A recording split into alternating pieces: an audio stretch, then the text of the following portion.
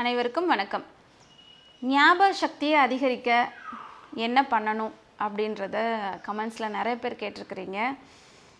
ஆக்சுவலாக ஒரு 2 வீடியோவில் வந்து ஞாபகத்திறன்னா என்ன, அதுக்கு என்னென்ன டைப்ஸ் இருக்குது அப்படின்றத பற்றி சொல்லியிருந்தேன். இப்போது இதில் அதிகரிக்கிறதுக்கு நம்ம என்ன பண்ணணும்? ஃபஸ்ட்டு எப்போதுமே ஞாபகத்திறன் அப்படின்னு வந்துட்டாலே நம்மளோட பிரெயினுக்கு நம்ம ஒர்க் அவுட்ஸ் கொடுக்கணும். அந்த ஒர்க் அவுட்ஸ் எப்படி கொடுக்கலாம்? ஃபிசிக்கல் ஆக்டிவிட்டி பண்ணியும் கொடுக்கலாம், நம்ம மென்டல் டாஸ்க் பண்ணியும் கொடுக்கலாம்.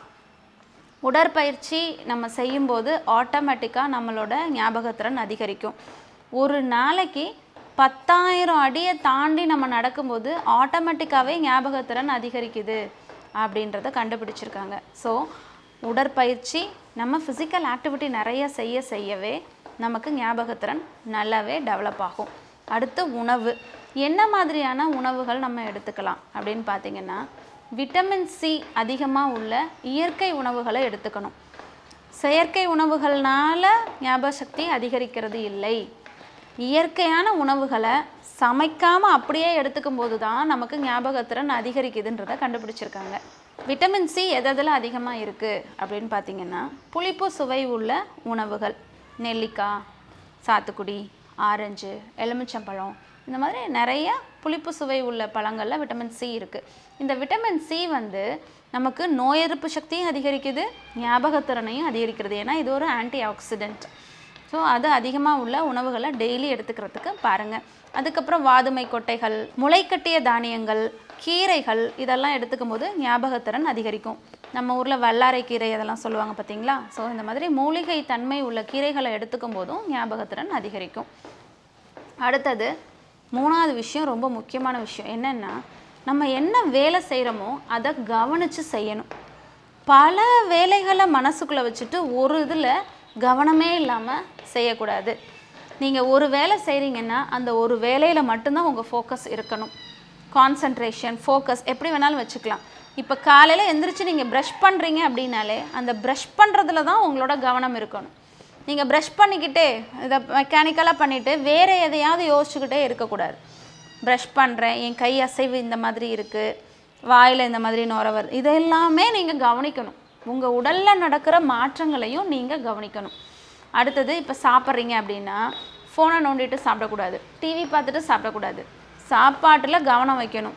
மெல்றீங்க, முழுங்குறீங்க, அது வயிற்றுக்குள்ளே போகிறது, வயிறு ஃபுல்லாகிறது, இது எல்லாத்தையும் உணர்ந்து நீங்கள் சாப்பிடணும். அடுத்தது, இப்போ ஒருத்தங்கக்கிட்ட பேசுகிறீங்க அப்படின்னா அந்த பேச்சில் அவங்கக்கிட்ட மட்டும் பேசுகிறதுல மட்டுமே கவனம் வைக்கணும். வேறு எதையாவது யோசிச்சுக்கிட்டு, இப்போ என்னோடய யூடியூப்பை இப்போ பார்த்துட்ருக்குறீங்க, என்னோடய யூடியூப்பை நான் பேசுகிறத கேட்கும்போதே உங்களோட சிந்தனைகள் எத்தனை தடவை வெளியில் போயிட்டு வருது. ஸோ எண்ணங்கள் மாறி மாறி போயிட்டு வரும்போது கண்டிப்பாக ஞாபகத்திறன் குறையிற மாதிரி நம்ம ஃபீல் பண்ணுவோம். ஆக்சுவலாக அது லேக் ஆஃப் கான்சன்ட்ரேஷன் தான்.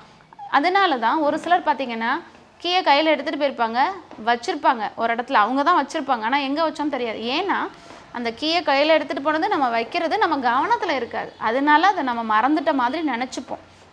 ஸோ இதை தான் நம்ம மைண்ட்ஃபுல்னஸ் அப்படின்னு சொல்கிறோம். அந்த வேலையில் மட்டும் கவனம் வச்சு ஒரு வேலைகளை ஒரு எண்ணங்களை செலுத்தி செய்யும்போது ஆட்டோமேட்டிக்காகவே ஞாபகத்திறன் அதிகமாகும். ஸோ இந்த மைண்ட்ஃபுல்னஸை இன்றைய தினத்திலிருந்து நீங்கள் ப்ராக்டிஸ் பண்ணுங்கள். பல வேலைகள் வேண்டாம், ஒரு வேலை, ஒரு நேரம், ஒரு சிந்தனை, அந்த லெவலுக்கு நம்ம போயிட்டோம் அப்படின்னா ஆட்டோமேட்டிக்காக நம்மளோட ஞாபகத்திறன் அதிகரிக்கும். அடுத்தது 4வது, உறக்கம். நைட்டில் ரொம்ப நேரம் கண்ணு முழிச்சுக்கிட்டு இருந்தாலும் ஞாபகத்திறன் சீக்கிரமாகவே குறைஞ்சி போயிடும். 80 வயசில் வர வேண்டிய டிமென்ஷியா வந்து 45 வயசில் ஏன் வருது? தூங்குறதே இல்லை. நைட்டு ஃபுல்லாக உட்காந்து டிவி பார்க்குறது, இல்லை மொபைல் நோண்டுறது, இல்லை லேப்டாப் பார்க்குறது, சோஷியல் மீடியாவில் சேட் பண்ணுறது, இது மாதிரி செய்யும்போது நம்ம மூளைக்கு கொடுக்க வேண்டிய ரெஸ்ட்டை நம்ம நைட்டில் கொடுக்கறதில்ல. நம்ம மூளை இரவு நல்லா உறங்கி ரெஸ்ட் எடுத்தால் மட்டும்தான் ஞாபகத்திறன் நல்லா இருக்கும். அதுவும் ரெஃப்ரெஷ் ஆகணும்ல. ரெஃப்ரெஷ்மெண்ட்டே கொடுக்காம அடின்னு அடித்து வேலை வாங்கினா எப்படி ஞாபகத்திறன் இருக்கும்? அடுத்த நாள் நம்ம என்ன பிளான் போட்டாலும் நம்ம அதெல்லாம் எக்ஸிக்யூட் பண்ண முடியாமல் போயிடுது. அதனால் நான் இப்போ உங்களுக்கு 4 விஷயங்கள் சொல்லியிருக்கேன்.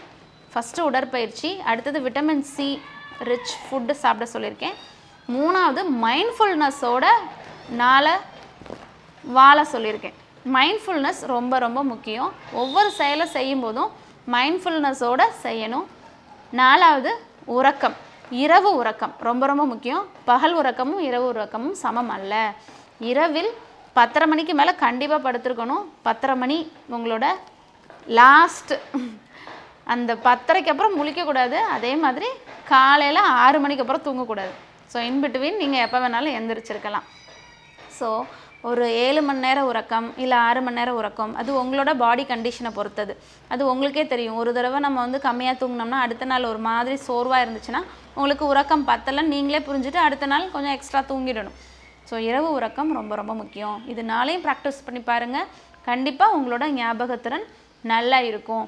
இதை டெய்லி செய்யும்போது கண்டிப்பாக பெனிஃபிட்ஸ் கிடைக்கும். ஸோ ஞாபக மறதி வியாதி உள்ளவங்களும் சரி, நம்மளோட ஞாபக சக்தி கடைசி வரைக்கும் நல்லா இருக்கணும்னு நினைக்கிறவங்களும் சரி, இதை ப்ராக்டிஸ் பண்ணலாம். செய்யுங்க. கண்டிப்பாக ஞாபக சக்தியில் முன்னேற்றம் வரும். நன்றி, வணக்கம்.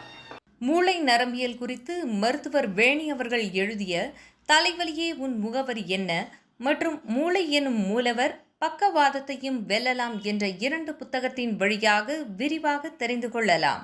புத்தகம் தேவைப்படுபவர்கள் ராக்ஃபோர்ட் நரம்பியல் மையத்தை தொடர்பு கொண்டு பெற்றுக்கொள்ளலாம்.